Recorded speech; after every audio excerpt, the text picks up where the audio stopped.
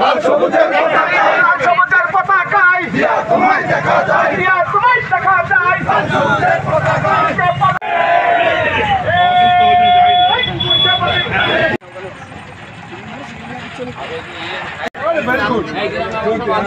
very good ঠিক আছে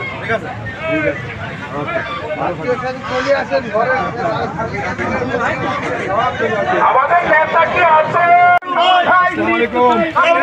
সবাই ধানের শীষে ভোট দেবেন সবাই বলে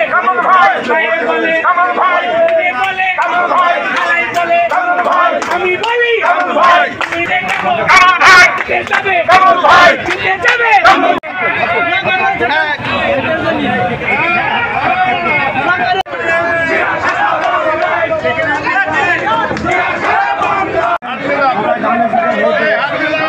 একটু দেখবেন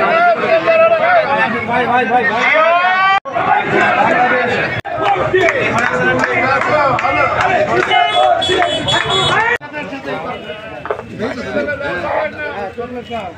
আমরা আপনারা জানেন আগামী ফেব্রুয়ারি মাসে নির্বাচনের জন্য তারিখ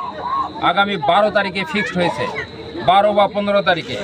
এই নির্বাচনকে বানচাল করার জন্য দেশীয় এবং আন্তর্জাতিক ষড়যন্ত্র চলছে এই ষড়যন্ত্র আমাদেরকে মোকাবেলা করতে হবে এবং আমাদেরকে রাস্তায় থাকতে হবে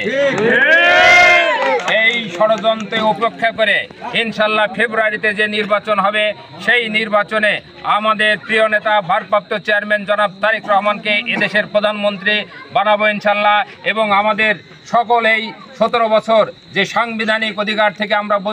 বঞ্চিত ছিলাম ইনশাল্লাহ এই সমস্ত দল ক্ষমতায় আসার পর সাংবিধানিক সমস্ত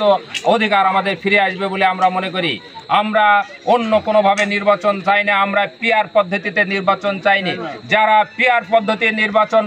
কথা বলে তারাই এই দেশে নির্বাচন এবং গণতন্ত্রকে বানচাল করতে চায় পিআর পদ্ধতি